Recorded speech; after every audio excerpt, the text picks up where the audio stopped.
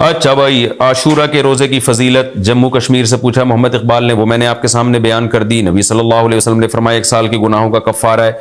अच्छा, ये भी इसी में पूछते हैं कि लोग कि 2 दिन के रोज़े ज़रूरी हैं या 1 दिन का भी रोज़ा रख सकते हैं। तो बाज़ उलमा की राय ये कि इस ज़माने में 1 रोज़ा भी जायज़ है, क्योंकि नबी सल्लल्लाहु अलैहि वसल्लम ने यहूदियों की मुशाबहत की वजह से हुक्म दिया था कि 2 मिलाओ। अब यहूदी ये रोज़ा नहीं रखते, जो हमें जहाँ तक नॉलेज है, तो अब चूंकि वो रखते ही नहीं है, लिहाजा अब 1 रोज़ा भी अगर कोई रख ले तो भी ठीक है। 2 अच्छा है, नहीं रखा जाता तो 1 भी रख ले तो भी उम्मीद है इंशाअल्लाह सवाब मिलेगा। अच्छा, इसमें यह भी पूछा है, दस्तरखान पे मैं अभी आ रहा हूँ, दस्तरखान मुहर्रम में वसी करना कैसा है। लोग वो दस्तरखान पे कान लगा के बैठे हुए होंगे, वो दस्तरखान कब आएगा मार्केट में। अच्छा, ये भी एक सवाल पूछते हैं लोग कि जैसे भाई ने पूछा कि 2 यानी कज़ा रोज़े की नीयत करना, ये रावलपिंडी से मोहम्मद इस्माइल ने पूछा था।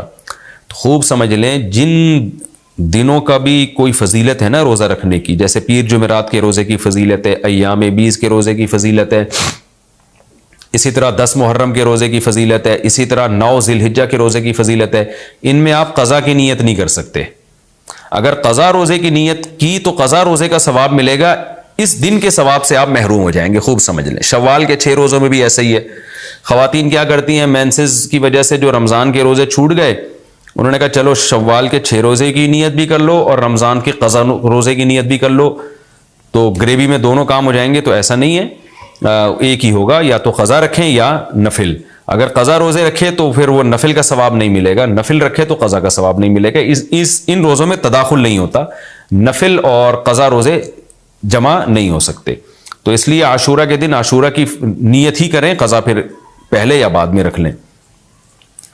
अच्छा जी, अब मैं आता हूं जी, मुहर्रम में दस्तरखान वसी करना कैसा है।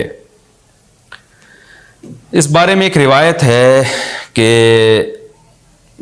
आशूरा के दिन जो अपने अहलो आयाल पर दस्तरखान वसी करेगा, उनको खिलाएगा, तो अल्लाह उसके रिज़्क़ में बरकत देंगे। ये रिवायत सनद के लिहाज से कमज़ोर है। बाज़ उलमा की राय यह है कि अगरचे कमज़ोर रिवायत है मगर फ़ज़ाइल में चलती है, तो कोई अच्छी नीयत से दस्तरखान वसी कर दे, वसी कर रहा है ना, कोई यतीम के मुंह से निवाला तो नहीं छीन रहा ना, खिला ही रहा है। तो अगर कोई घर वालों पे इस दिन अच्छा खिला देगा तो इसमें क्या हर्ज है। बाज़ उलमा की ये राय है, वो भी असहाब इल्म है। लेकिन बंदा एक को हमेशा से एक इश्काल रहा है कि जब एक बिल्कुल बेगुबार सही हदीस हमारे सामने मौजूद है, तो उसके मुकाबले में ऐसी कमज़ोर रिवायत को हम किस बेस पे तरजीह दे सकते हैं।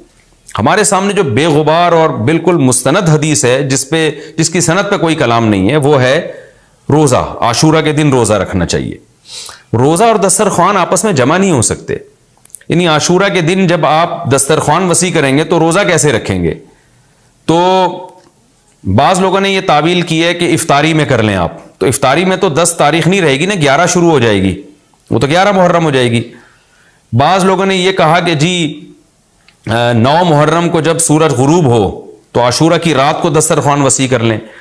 तो हदीस के ज़ाहिर से तो आशूरा का दिन मालूम होता है कि जब आशूरा वाला दिन शुरू हो चुका हो, यानी सुबह सादिक के बाद। यानी हदीस में तकल्लुफ़ात करने पड़ रहे हैं, उसकी तावीलात करनी पड़ रही हैं। तो इस बारे में अल्लामा इब्न तैमिया रहमहुल्लाह की राय हमें बहुत सही मालूम होती है। उन्होंने ये लिखा है कि असल में हुआ ये था कि जब शिया हजरात ने आशूरा के दिन को मनहूस समझना शुरू कर दिया कि ये मनहूस दिन है और इसमें गम का दिन है, तो बाज़ सुन्नियों ने उनके मुखालफत में ना इसको खुशी का दिन मनाना शुरू कर दिया। यानी वो होता है ना, आप किसी की मुखालफत में हद से तजावुज़ करते हैं, तो उन्होंने खुशी के दिन के लिए इसमें खाने पीने की रिवायतें गढ़ ली, खाओ पियो खिलाओ पिलाओ, ताकि बिल्कुल उनकी मुखालफत हो। तो हकीकत यही मालूम होता है कि चूंकि सही हदीस में रोज़े का तस्करा मिलता है और रोज़ा और खिलाना पिलाना जमा नहीं हो सकते। अगर ये जो दूसरी आशूरा के में खाना खिलाने वाली हदीस भी बिल्कुल बेगुबार और मुस्तनद होती ना, तो हम दोनों को जमा करके तावीलात कर लेते कि जी इफ्तार में खिला दो और सारा दिन रोज़ा रखो, या नाबालिग बच्चों को दिन में खिला दो और बड़ों को रोज़ा रखवा दो। तो हम तावीलात करते अगर ये उसी टक्कर की हदीस होती। लेकिन ये कमज़ोर हदीस है, तो इसको इतनी सही मुस्तनद रिवायत के मुकाबले में हम कैसे ला सकते हैं। तो वो इब्न तैमिया रहमहुल्लाह की बात काफ़ी माकूल मालूम होती है कि बाज़ शामी लोगों ने ये रिवायत को गढ़ा है सिर्फ शिया लोगों की दुश्मनी और मुखालफत में, कि उसको खुशी का दिन, तो आशूरा का दिन तो ना गम का दिन है ना खुशी का दिन है, इबादत का मुक़द्दस दिन ज़रूर है, तो बरकत का दिन ज़रूर है। तो इसलिए इसमें सही बात यही मालूम होती है कि ये खिलाना पिलाना वाला जो रिवायत है ये हमें सही मालूम नहीं होती। रोज़ा रखें, और इफ्तारी में तो वैसे ही दस्तरखान वसी करना चाहिए। इफ्तारी में समोसे पकोड़े जलेबियाँ बच्चों को खिलाएं ताकि उनको रोज़ा रखने की और ज़्यादा हौसला अफजाई हो। तो इसलिए हमारी राय इसमें यही है कि आशूरा के दिन बस रोज़ा ही की फजीलत है, दस्तरखान वाली बात हमें ठीक मालूम नहीं होती। क्योंकि इसके मुकाबले में जो है ना, दस्तरखान वाली हदीस के मुकाबले में ज़्यादा सही हदीस है जो रोज़ा तो खाना पीने से इज्तिनाब का नाम है, और इफ्तारी में तो वैसे ही आदमी खा लेता है, वो उसके लिए फिर ज़रूरत नहीं है अलग से हमें किसी रिवायत की। अच्छा भाई, और भी मुहर्रम के हवाले से लोग सवाल पूछते हैं। काले कपड़े भी हो गए, और क्या रह गया भाई? हलीम रह गया। हलीम, मुहर्रम में हलीम भी बनाते हैं लोग, तो बेअसल चीज़ है, बिदत है। कुछ सवाब समझ के करेंगे, बिदत है। बाज़ लोग कहते हैं हम सवाब समझ के नहीं कर रहे, वैसे ही सब बना रहे हैं तो हम भी बना रहे हैं, तो बिदत की तायद तो हो रही है ना। आप पूरा साल पड़ा है हलीम खाने के लिए, आपको क्या मुसीबत है कि आप मुहर्रम ही में देख पकाएं? पूरे साल क्यों नहीं पका रहे थे आप? तो जब एक रस्म मुआशरे में गलत रस्म फैल जाती है तो उसका बाइकआउट करना चाहिए। तो आप ना बनाएं, किसी और महीने में बना लें आप। तो पूरी पूरी रात देखें चल रही होती हैं, मज़हब के नाम पे तो ये काम ना किया जाए ना। और जो लोग कहते हैं मज़हब के नाम पे नहीं कर रहे, हम तो वैसे इंटरटेनमेंट कर रहे हैं, तो यार किसी और दिन कर लो भाई, तुम पूरा साल पड़ा हुआ है ना। हमने कब कहा है कि आप देखें ना पकाएं? आप पकाएं, पूरी पूरी रात घोटे लगाएं उसमें, किसी और दिन कर लें आप। तो इसलिए इस्लाम को बचाएं खुराफात से। इस्लाम को हमारे जिम्मे है कि हम इस्लाम को इस्लाम वही है जो नबी लेकर आए। अल-यौमा अकमलतु लकुम दीनकुम व अतममतु अलैकुम निअमती व रदीतु लकुमुल इस्लाम दीना। अल्लाह कहते हैं आज के दिन मैंने दीन मुकम्मल कर दिया। जब ये आयतें नबी पे नाजिल हो गई तो इसमें हलीम नहीं था, मुहर्रम का हलीम।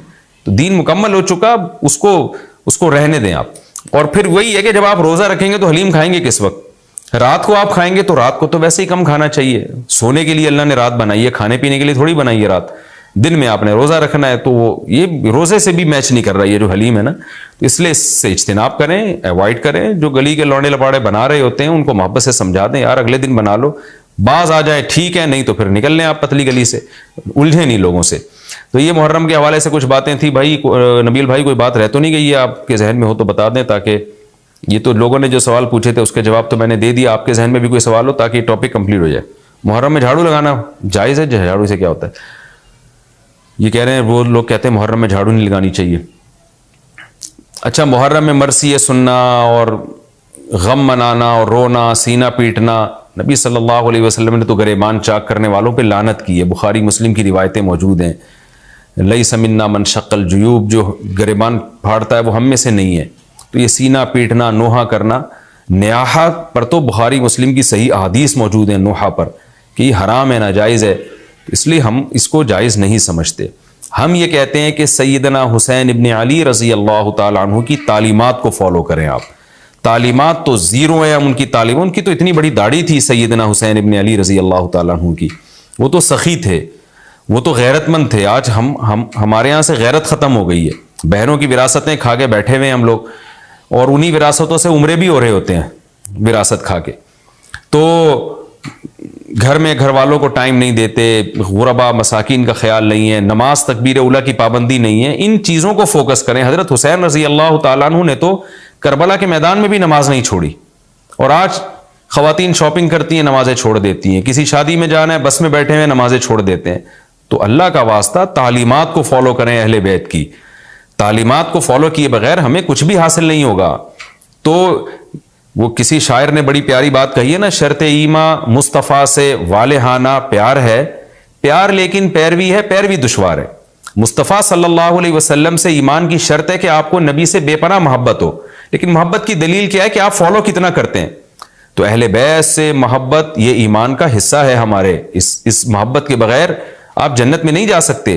लेकिन आप में मोहब्बत है या नहीं है, ये काले कपड़ों से या सीना पीटने से पता नहीं चलेगा। इसका पता इससे चलेगा कि आप उनको फॉलो कितना करते हैं। तो ये चंद अहकामात थे, लोगों ने सवाल पूछे थे मसाइल में, तो मैंने उनके जवाब दे दिए। और कुछ मसाइल मुहर्रम के हवाले से और भी हैं, फिर वो बाद में याद आते हैं। हाँ, हलीम को हलीम कहना ये भी एक सवाल था। लोग कहते हैं कि जी हलीम अल्लाह का नाम है, तो खाने पीने की चीज़ को हम हलीम क्यों कहते हैं?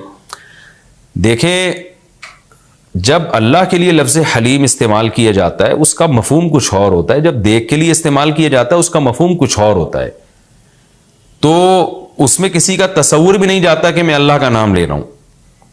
ये बिल्कुल ऐसे ही है जैसे उर्दू में सलावातों का मफहूम कुछ और है। हम कहते हैं इतनी सलावातें सुना के चला गया, हालांकि सलावात तो दुरूद को कहते हैं और नमाज को भी कहते हैं सलात। तो अब क्या ये लफ्ज इस्तेमाल जायज नहीं होगा? जाहिर है जायज है। उर्दू में इसका मफहूम कुछ और है, अरबी में इसका मफहूम कुछ और है। बल्कि बाज दफा एक ही जबान में एक लफ्ज दो मुख्तलिफ मानों के लिए इस्तेमाल हो रहा होता है, तो उसमें कोई भी पाबंदी नहीं लगाता। जारिया अरबी में बांदी को भी कहते हैं, जारिया अरबी में किश्ती को भी कहते हैं, और जो है इस तरह की और बहुत सारी मिसालें हमें मिलती हैं कि एक ही लफ्ज मुख्तलिफ मानों के लिए इस्तेमाल हो रहा है। आइन अरबी में आंख को भी कहते हैं, आइन अरबी में घुटने को भी कहते हैं, आइन अरबी में जासूस को भी कहते हैं, आइन अरबी में चश्मे को भी कहते हैं, आइन अरबी में सूरज की टिकिया को भी कहते हैं, आइन अरबी में सोने को भी कहते हैं।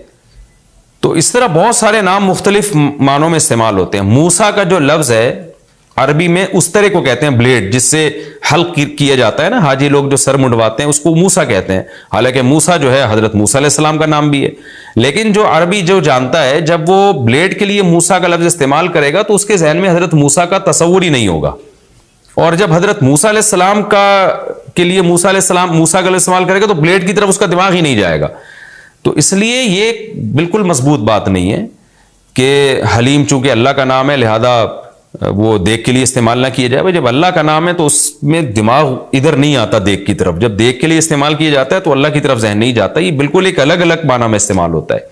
तो इसलिए इतना तकल्लुफ नहीं करें जितनी जो ला तुशद्दिदू फयुशद्दिदल्लाहु अलैकुम, सही हदीस है। अल्लाह ने नबी ने फरमाया अपने ऊपर खामखा की पाबंदियां मत लगाओ वरना अल्लाह भी लगाना शुरू कर देगा, अल्लाह भी तुम्हारे ऊपर पाबंदियां लगाएगा। अल्लाह कैसे लगाएगा? यानी अल्लाह भी तुम्हें मुश्किल में डाल देगा।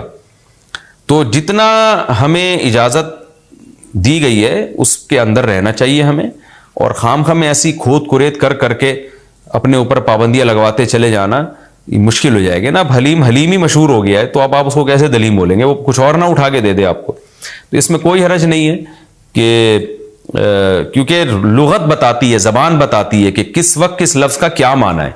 इसमें कोई हरज नहीं है अगर आप ये हलीम को हलीम ही कहें, कोई गुनाह नहीं है इंशाअल्लाह इसमें।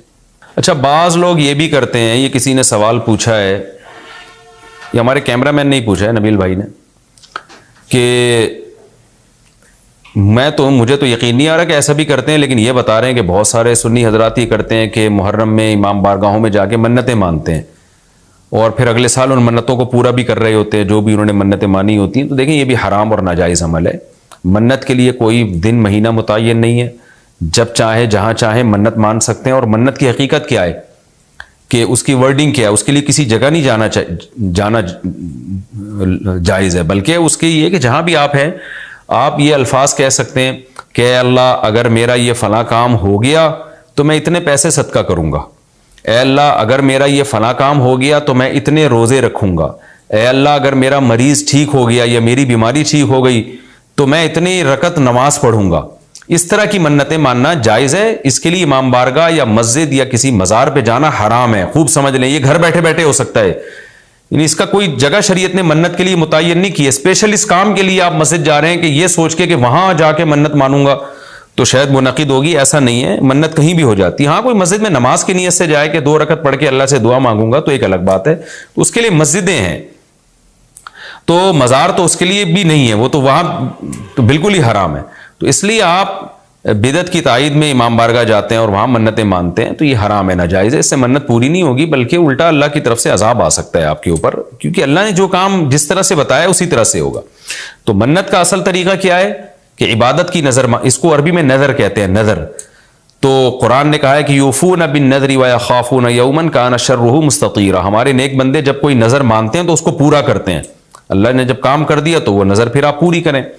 तो उसका तरीका क्या है कि आप घर में बैठे जहां भी हैं आप जबान से अल्फाज दोहरा दें कि अल्लाह अगर मेरे मरीज को शिफा मिल गई या मैं ठीक हो गया या मैं इम्तिहान में पास हो गया तो मैं इतने पैसे सदका करूंगा या करूंगी, या इतनी रकत नमाज पढ़ूंगा या पढ़ूंगी, या इतने रोजे रखूंगा या रखूंगी, इस तरह की इबादत की नजर होती है, इसके अलावा नहीं होती। बाज लोग ये नजरें मान रहे होते हैं कि मेरा ये काम हो गया तो दाता दरबार पे इतनी देगें चढ़ाऊंगा, ये नजर पूरी करना भी हराम है। काम हो भी जाए तो देगें चढ़ाना जायज नहीं है।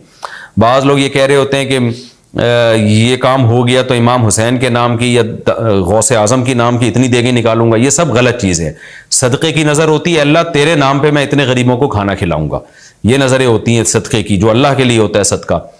तो उसमें यह कि खाना खिलाने की, सदका खैरात की नज़र हो सकती है, और इबादत की नज़र होती है। ये जो मज़ारों पे जाने की नज़र और फलां पे जा पे चढ़ावा चढ़ाऊंगा, यूं करूंगा, ऐसे करूंगा, ये जो ऊट पटांग किस्म की नज़रें आ रही हैं, ये हराम है, नाजायज़ हैं, इसकी कोई हैसियत नहीं है शरीयत में। उनको पूरा करना भी वाजिब, ना सिर्फ ये कि वाजिब नहीं है बल्कि जायज़ ही नहीं है। तो घर बैठे बैठे जब चाहें आप नज़र मान सकते हैं। ज़बान से कहेंगे तो नज़र होगी, दिल में नहीं होती। लेकिन शरीयत ने मन्नत मानने को बहरहाल पसंद नहीं किया है। नबी सल्लल्लाहु अलैहि वसल्लम ने फरमाया कि जो नज़र मानता है ना, वो तकदीर को तो नहीं टाल सकता, अल्लाह इसके ज़रिए कंजूस से पैसा निकलवा देते हैं। यानी तकदीर में बीमारी ठीक होना होगी तो हो जाएगी, कामयाबी होगी तो होगी, वो तो। लेकिन क्या होता है कि बंदा ठीक हो जाता है और जो आदमी कभी सदका नहीं करता, इस बहाने उसकी जेब से, कंजूस की जेब से पैसे निकल जाते हैं। वैसे तो दे नहीं रहा था सदका, तो अल्लाह ने बीमारी में डाल दिया, चल अब मन्नत मान ताकि मैं बीमारी ठीक करूं और तू अब पैसे निकाल यहां से। तो कंजूसों के जरिए, कंजूसों का पैसा निकलवाने के लिए यह काम होता है। बेनमाजियों को नमाज पढ़वाने के लिए, जो रोजा नहीं रखते उनको रोजा रखवाने के लिए। तो इस हदीस से पता चलता है कि मन्नत और नजर को जायज है लेकिन पसंद नहीं किया गया। उलमा ने उसकी वजह बयान की है कि ये एक तरह से ना अल्लाह से एक तरह का मुकाबला चल रहा है कि अल्लाह मेरे मरीज को या मुझे ठीक कर दे तो मैं इतने रोजे रखूंगा। यानी बार्गेनिंग हो रही है अल्लाह ताला से कि अगर नहीं ठीक किया तो मैं नहीं रखता, जा भाई अल्लाह, अगर मैं पास हो गया ना तो मैं 1 लाख रुपए सदका करूंगा, अगर नहीं हुआ तो हम भी सदका नहीं कर रहे। तो एक तरह का ना मुकाबला चल रहा है। अब्दियत यह है कि अल्लाह तू मुझे पास करेगा तो भी 1 लाख रुपए दूंगा, नहीं करेगा तो भी 1 लाख रुपए दूंगा, इसलिए कि मैं तो तेरा बंदा हूं। लेकिन तू मुझे वैसे ही पास कर दे इम्तिहान में, चाहे मैं लाख दूं या नहीं दूं, मैं तो तेरा बंदा हूं, मैं तो फकीर हूं। फकीर बार्गेनिंग थोड़ी करता है। सेठ साहब आपने मुझे अगर 100 रुपए दिए ना तो मैं भी आपका फला काम बना दूंगा। फकीर कहते हैं अल्लाह के नाम पे 100 रुपए दे दो, मैं फकीर फटा, पुराने कपड़े मेरे, मैं क्या करूंगा यार आपके लिए। तो अल्लाह से भी भिखारियों की तरह मांगना ये अल्लाह को ज्यादा पसंद है। मन्नत मानना भी जायज है लेकिन पसंदीदा काम नहीं है। हां, जिस तरह से इमाम बारगाहों में या मज़ारों में जाके मन्नतें मानी जा रही हैं वो बिल्कुल हराम है, बिल्कुल नाजायज़ है। और उसके लिए मुहर्रम का दिन मुतय्यन करना, ये समझ के कि इसमें मन्नत ज़्यादा पूरी होगी, ये भी हराम है, नाजायज़ है और बिदअत की तायीद है। इससे आप सब लोग इज्तिनाब करें, इससे गुनाह मिलता है। अच्छा, ये भी मुहर्रम के हवाले से सवाल पूछे जाता है जी, क्या कुर्बानी का गोश्त मुहर्रम से पहले ख़त्म करना ज़रूरी है? आकिब शाह दुबई से पूछते हैं जी। कुछ लोग कहते हैं कुर्बानी का गोश्त मुहर्रम से पहले ख़त्म हो जाना चाहिए, क्या ये बात सही है? नहीं, ऐसा कुछ नहीं है। कुर्बानी का गोश्त आप पूरे साल चला सकते हैं अगर महफूज रख रहे हैं। लेकिन वही है कि खा लें जल्दी तो अच्छी बात है, ताज़ा ताज़ा गोश्त खा लें। मुहर्रम में भी बहुत 2-2 महीने हो जाते हैं, ताख़ीर हो जाती है, तो इसलिए बेहतर यही है कि पहले खा के ख़त्म करें। लेकिन अगर कोई महफूज भी रखता है तो कोई गुनाह उसमें नहीं है। अच्छा, एक और सवाल सबीलों के हवाले से पूछा जाता है कि मुहर्रम में सबीलें लगाना, उन सबीलों से पानी पीना। तो देखें, वो भी शिया हजरात का मसलक है, उनका कॉन्सेप्ट है कि वो हज़रत हुसैन के नाम की सबीलें लगाते हैं। मैं बार बार कह रहा हूँ, किसी को छेड़े नहीं, अपना मसलक छोड़े नहीं, दूसरे को छेड़े नहीं। ये मैं अहले सुन्नत वल जमात के लिए मसाइल रिकॉर्ड करवा रहा हूँ कि हमारे लिए किसी भी चीज़ के जायज़ और सवाब होने के लिए दलील की ज़रूरत है। दलील कुरान और सुन्नत है, सहाबा हैं। तो हमें ना अहले बैत से इसका कोई सबूत मिलता है, ना सहाबा से, ना कुरान और सुन्नत से कि मुहर्रम में सहाबा ने सबीलें लगाई।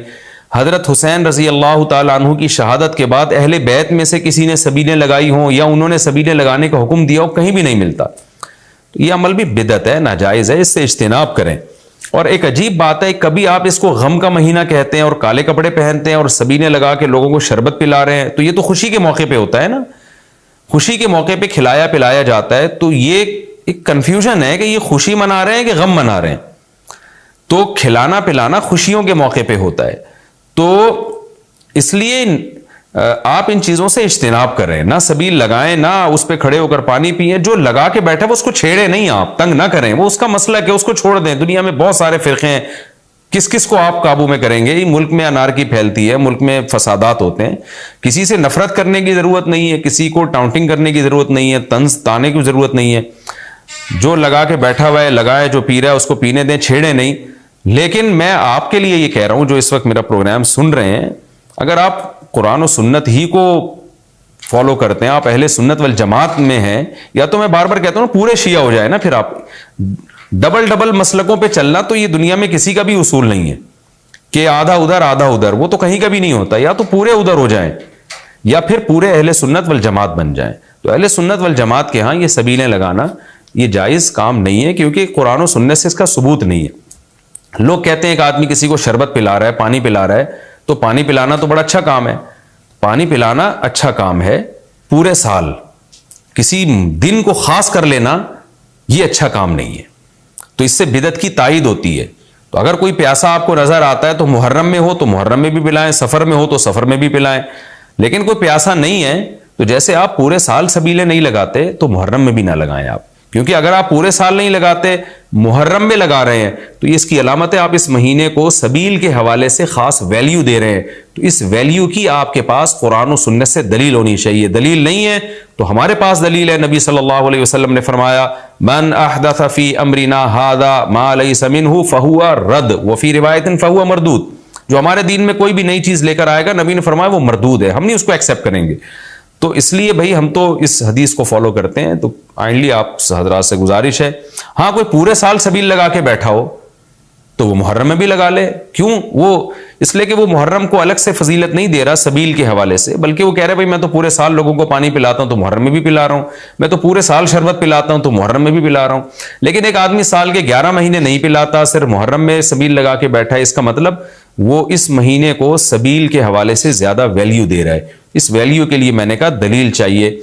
दलील आपके पास अगर नहीं है तो फिर वो हदीस है जो हमारे दीन में नई चीज ईजाद करेगा तो वो चीज मरदूद है। इसलिए इस अमल से भी इज्तिनाब करें। देखें, जन्नत में जाने के लिए हमें वो काम करने पड़ेंगे जो अल्लाह रसूल ने बताए हैं, और उसमें अपनी तरफ से एडिशन करना ये नाजायज़ है। इस अमल को शरीयत में बिदअत सय्यिआ कहा जाता है। अल्लाह ताला हमारी हिफाजत करे।